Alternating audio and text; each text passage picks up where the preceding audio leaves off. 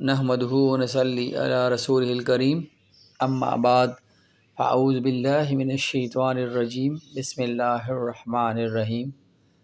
حدیث نمبر ہے 594، مشکوٰۃ المصابیح۔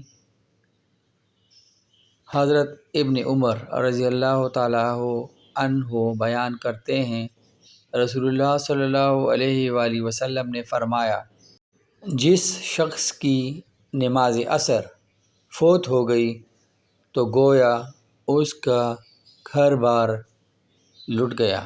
متفق علیہ۔ اللہ تعالیٰ سے دعا ہے کہ وہ مجھے اور آپ کو